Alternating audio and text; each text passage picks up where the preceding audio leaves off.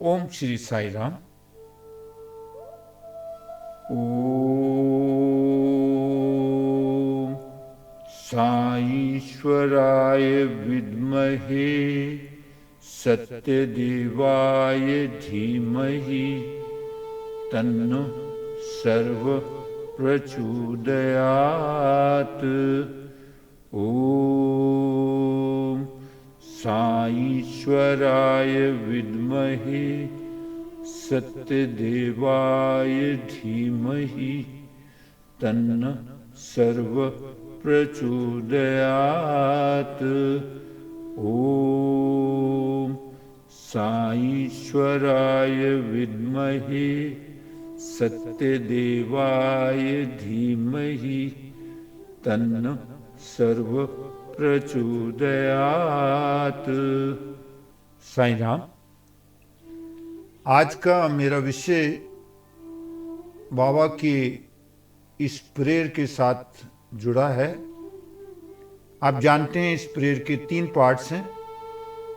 साईश्वराय विद्महे सत्यदेवाय धीमहि और तन्नो सर्व प्रचोदयात्। पहला पार्ट साईं ईश्वराय विद्महे कि मुझे यकीन है कि साईं बाबा ईश्वर हैं, भगवान का अवतार हैं। ये यकीन बनाने में कुछ वक्त तो लगा। मैं ये नहीं कह सकता, हम सब ह्यूमन बीइंग हैं।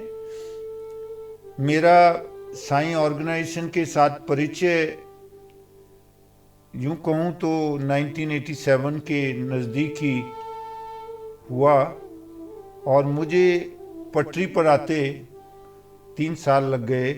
बाबा का साक्षात्कार मैंने 1990 में किया।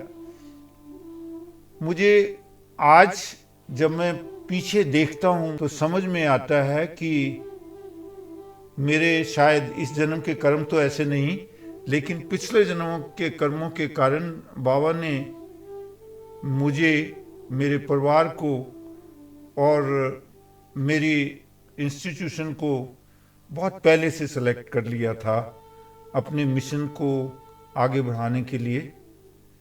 ये बात मुझे पता चली 1987 में जब हमने स्कूल एफिलिएशन के लिए अप्लाई किया और एफिलिएशन में बहुत परेशानियां हुई। वो लंबी कहानी है, लेकिन मैं वो याद करता हूँ दिन कि जब मैं बड़ा मायूस होकर दिल्ली से रात को कालका मेल चलती थी, उससे जब मैं वापस आ रहा था, मैं बहुत मायूस था क्योंकि मेरी एफिलिएशन की जो अर्जी थी, एप्लीकेशन थी, वो रिजेक्ट हो गई थी बड़ी लंबी पॉलिटिक्स के कारण।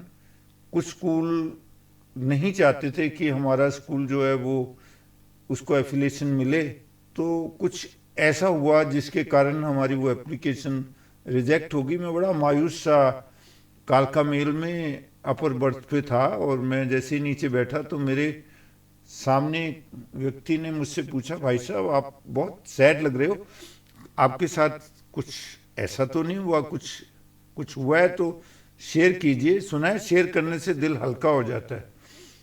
तो मैंने उससे बताया कि दोस्त मेरे साथ बहुत ट्रेजेडी हुई है, मैं बहुत स्ट्रेस में हूँ।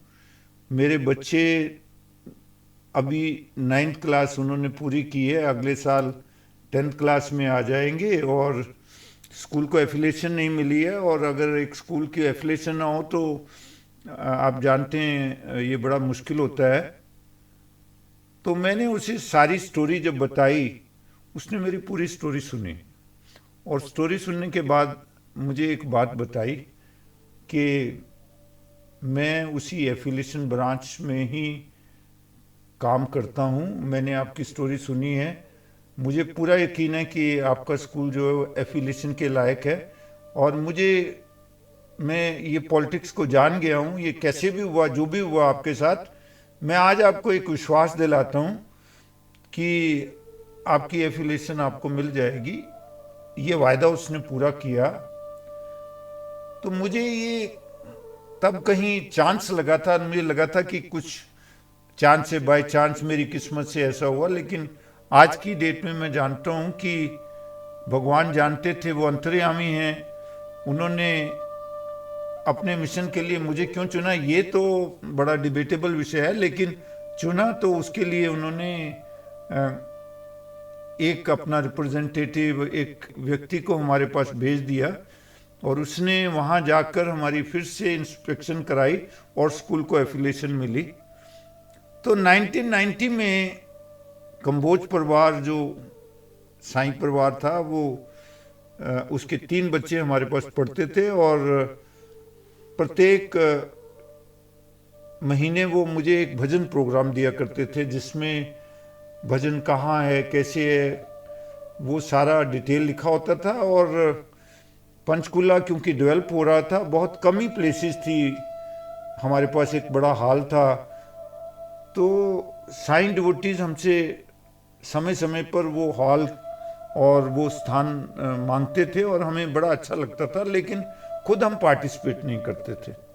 लेकिन कुछ ऐसे इंस्टांसेस हुए जिसने हमें ये सोचने पे मजबूर कर दिया कि कोई ताकत तो है, साईं बाबा कोई आम संतों के जैसे संत नहीं है, हमें बाबा को मिल के आना चाहिए। तो 1990 में एक बड़ा ही, वहाँ जब बाबा का बर्थडे था, तो उस बर्थडे पे बहुत लोग पंचकुला के और चंडीगढ़ के जा रहे थे। तो मैंने भी साईं समिति से बात की कि अगर आप मुझे भी साथ ले जाएं, तो सबने मुझे मना किया कि आप उतनी हार्डशिप नहीं सहन कर पाओगे। इस वक्त वो छोटा सा एक गांव है, उसमें 2 लाख से भी ज़्यादा लोग आएंगे और इस फंक्शन में आपको वो कंफर्ट नहीं मिलेगा जिस कंफर्टेबल रहने के आप आदी हैं। तो मैंने उनसे बताया कि सर आप मुझे नहीं जानते, मैं जितना कंफर्टेबल मुझे मिलती है तो मैं लेता हूँ, पर मैं कैसे भी गुजारा कर सकता हूँ, आप सिर्फ मुझे ले जाएं तो मैं अपना सेटल कर लूँगा वहाँ जाके। फाइनली मुझे कैसे सीट मिली, लेकिन हुआ ये कि उस दिन जब हम लोग सारी की सारी टीम जब वहाँ गए, ट्रेन लेट हो गई कि कर्नाटका एक्सप्रेस निकल गई 11:20 पे और हम स्टेशन पर खड़े रह गए। और मैं बाकी डिवोटीज़ को यही कह रहा था कि आप जैसे कहते हैं, बाबा कहते हैं कि मैं जिसको बुलाता हूँ वही आता है, तो क्योंकि आप मुझे साथ लेकर जाना चाह रहे थे तो हो सकता है बाबा मुझे बुलाना नहीं चाहते शायद, लेकिन मैंने भी अपने तरफ से प्रण कर लिया भी कैसे भी हो, जैसे सब लोग जाएंगे मैं उनके साथ चलूँगा। और हम स्टेशन पर खड़े रहे और हम में से कुछ डिवोटी ये सोचकर कि आगे 36 घंटे का सफ़र है, बड़ा मुश्किल है इस सफ़र में, तो वो लोग वापस चले गए। और तभी एक व्यक्ति हमारे पास आया, उसने हमें बताया कि ये ट्रेन जा रही है, ये सिकंदराबाद तक जाएगी, आप इस ट्रेन के एक डिब्बे में सारे के सारे बैठ जाओ और उस डिब्बे को आपने खोलना नहीं है, सिकंदराबाद जाकर ही खोलना है, जो भी राशन पानी आपने लेना है वो लेकर आप बैठ जाइए, आपको एक तय करना पड़ेगा, वरना ये आपका रिजर्व कंपार्टमेंट नहीं है। और किसी ने हम पर फेवर कर कर वो जो जनरल बोगी थी उसके बाद भी रिजर्व लिख दिया।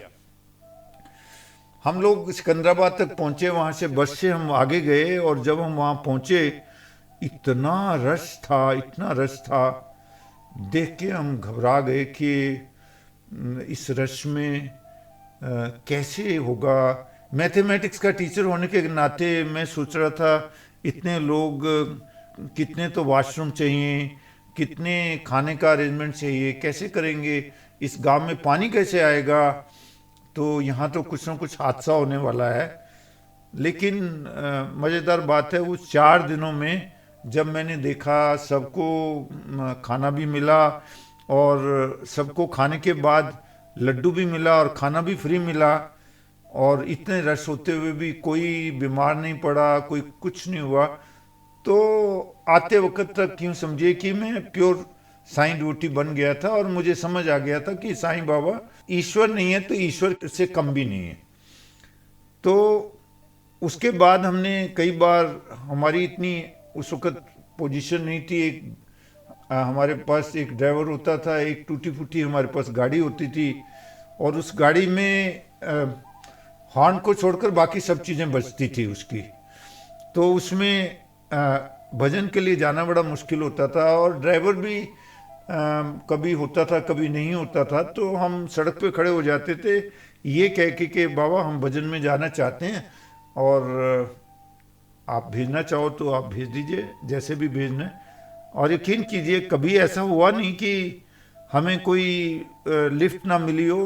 हम भजन भी पहुंचे और हम भजन अटेंड करते थे, और जैसा भी होता था धीरे धीरे हमारी जो रुझान था पुट्टापर्थी में विजिट का भी, और एक एक साल में एक एक दो दो बार वहाँ सेवा के लिए हमने जाना शुरू किया, और पूरी तरह से हम कन्विंस हो गए कि साईं बाबा ईश्वर हैं।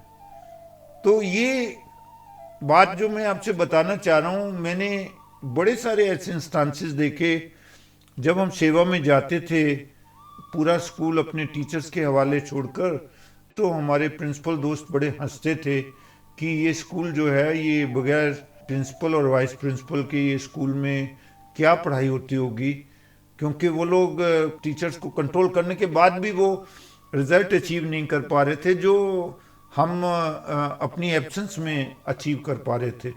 और हमारे जितने भी डिफ़िकल्ट कार्य थे, जितने भी काम स्कूल में करने वाले थे, वो सारे कार्य जब हम वहाँ जाते थे तो ऐसा लगता था स्वामी यहाँ आते हैं और वो ये कार्य जो उनसे हैं, जो काम हमसे यहाँ रहते हुए नहीं होते थे, वो कार्य करवा देते हैं हमारे। जब हम सेवा से वापस आए, हमारी एब्सेंस में स्कूल में कंस्ट्रक्शन के काम चल रहे थे, बिजली का काम था, प्लम्बर का काम था। जब मैं सारा देख रहा था कंस्ट्रक्शन का काम और देख रहा था, तो मेरी नज़र पड़ी स्कूल के गेट पे। गेट भी बड़ा गेट लगना था, ग्रिल गेट था, तो देखा कि गेट पूरा नहीं लगा है। तो जो हमारे सुपरवाइजर थे धीमन साहब, हमने उनसे कहा धीमन साहब ये रह गया बजर बट्टू बीच में। तो उसने कहा जी सब कुछ ठीक हो जाना था, 2 दिन में ये गेट लग जाता, लेकिन 27 तारीख को जो वो मिस्त्री था उसके घर से टेलीग्राम आ गई कि उसके पिताजी की तबीयत खराब है, तो वो काम बीच में छोड़कर चला गया। तो हमने उनसे पूछा कि ये कितने बजे गया, उस डेट को कितने बजे गया। तो जो उन्होंने टाइम बताया जब हमने वो टैली किया, तो वो टाइम था जब हमने ड्यूटी छोड़ी और कोटायम के लिए, केरला के लिए हमने ट्रेन पकड़ी। बिल्कुल दोनों टाइम मिले, जो इस बात को प्रूव करने के लिए सक्षम थे कि साईं बाबा जब हम वहाँ ड्यूटी के लिए जाते हैं तो वो यहाँ हमारे जो हमारा पर्सनल काम है उसके लिए वो अपनी ड्यूटी देते हैं, किसी ना किसी रूप में देते हैं। तो ये पहला विषय है कि अब मुझे पूरा विश्वास है आज कि बाबा साईं बाबा ईश्वर थे। दूसरा, सत्य साईं सत्य देवाय धीमय, कि वो सत्य के देवता। सत्य के देवता में मैंने एक बात देखी आज तक के रूटीन में, अगर आपकी इंटेंशन अच्छी है, अगर आपने कोई ऐसी चीज़ सोची है जो समाज के कल्याण की है और उसके लिए आपने बाबा को प्रेयर की है और ये मानकर कि ये काम बाबा ही कराएंगे, तो वो काम आपका हुआ है। सत्य के देवता हैं साईं बाबा। जो भी एक इंटेंशन, प्योर इंटेंशन के साथ जो भी सेवा का कार्य आप लेंगे अपने हाथ में, बाबा आपकी पूरी हेल्प करेंगे, प्रोवाइडेड आप में ये ईगो ना हो कि ये काम आप कर रहे हैं। जब आप ये मानकर चलेंगे कि ये बाबा आपको इंस्ट्रूमेंट बनाकर करवा रहे हैं, और जब आप भगवान का धन्यवाद देंगे तो आपका काम रुकेगा नहीं, वो जरूर होगा, पक्का होगा, ग्रंटेड होगा। तो ये दो एस्पेक्ट,